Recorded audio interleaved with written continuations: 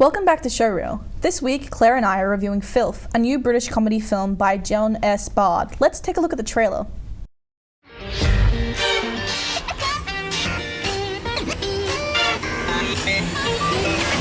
Does that make me then? You're a policeman. Hush, hush, slow, hush, hush. Bingo. What made you join the force, Bruce? Police oppression, brother. You wanted to stamp it out from the inside? No, I wanted to be a part of it. Filth. Based on the Irvine Welsh novel of the same name, Filth is every bit as dirty and depraved as the name implies, but in a deliciously satisfying way. In the way that you laugh and enjoy the evils of the film that you know you really shouldn't, but you just can't help but enjoy it.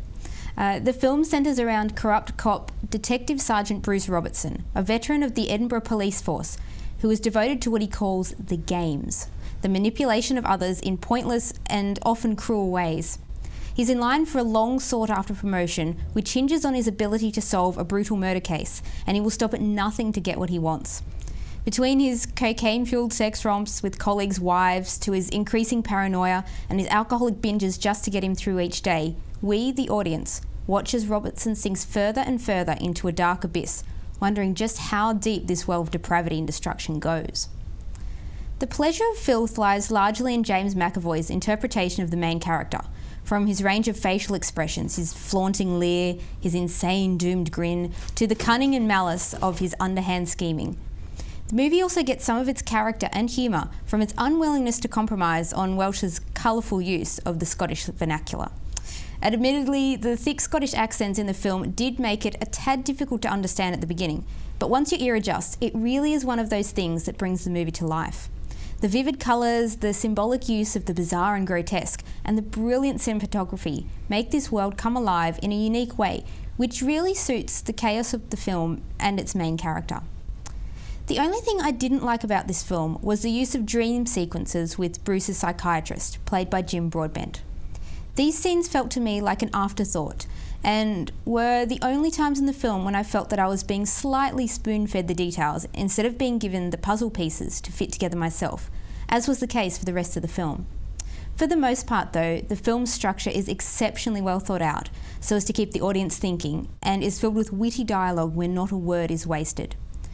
Be warned, there is a fair bit of violence, and the frequent use of profanities, drugs and sexual references mean that the easily offended should perhaps steer clear of this one. But if you can stomach that sort of thing, I highly recommend this film as a must-see. I give it 5 stars out of 5. What did you think, Jasmine? Filth was fantastic. I say this even though I missed the first 20 minutes of it. That said, perhaps the first 20 minutes were absolutely awful and would have changed my mind completely. However, that's besides the point. From what I saw of it, I left with a big grin and anticipation for more great films to come. This may be one of the only times I haven't walked out at the end of a film wondering why I watched it. Anyway, my last review went for way too long, like twice as long as it should have, so I'll chop straight to it. James McAvoy plays the awful character of Bruce, a lying, cheating, and more than likely psychopathic policeman. Trying to put it nicely, he's a manipulative, sex-crazed, drugged-up, pathetic excuse for a human, and you can't help but love and hate him for it. We watch him on his perceived journey of career elevation as he destroys his rivals' chances, but from our view, we find it's a spiral of self-destruction. Honestly, it's really just him building a claymore facing himself. And oh gosh, the dialogue. I need to get my hands on the script and read it. The dialogue was fast and eloquent and oh so character matching. Since this film is very character-centric and character-driven, with only one main character, that's all I can really say character-wise. But story and plot-wise, wow. I actually enjoyed myself. I wasn't force-fed a plot. There were crumbs, and I followed them to the bitter end and was more than happily surprised by it. I was satisfied. Of course, there were some points where I felt they could have held back a bit, particularly the psychologist scenes, but by science, the symbolism was just flooring. A bit over the top at times, but every single thing was there for a gosh darn reason. Everything was thought out. This is, of course, because this is not your average film. In fact, for a cop-centric film, I'm almost certain there wasn't a single gun pull. Those dream sequences and slips in sanity cut in rather randomly, but somehow wonderfully fitting, and the colour grading was beautiful.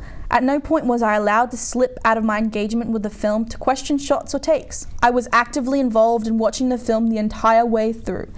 The only real critique I have to say is that I would have loved it if they had lingered on the last shot, a fraction longer, or carried the noise on past the end of the shot.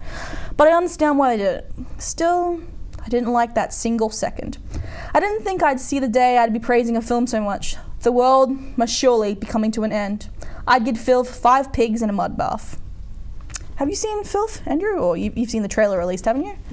No, I haven't. No, I've seen the trailer, yeah. I've heard really good things, and not only from you two. I was actually meant to see it last night, but then... Because it was playing at Biff, wasn't it? Yeah, exactly. I was playing at Biff, and then I was going to go see it, and then I didn't know I was doing this. Yeah. So I would have gone see it and seen it, but I didn't in the end.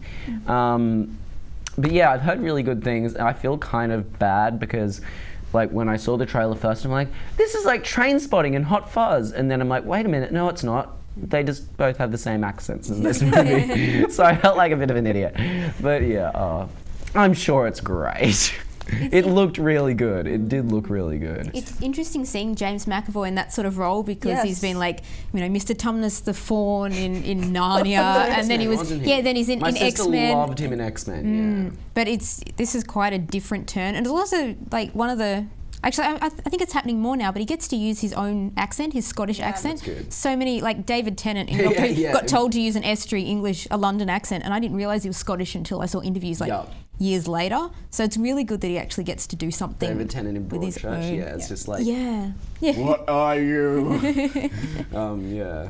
Yeah, he's definitely a really good actor, very versatile, I think. Not a lot of actors can do that sort of thing. No, I think when he gets characters that he enjoys, you can really tell, and he just performs them fantastically, as in Bruce in Filth, and as well as Xavier and X-Men. Yeah.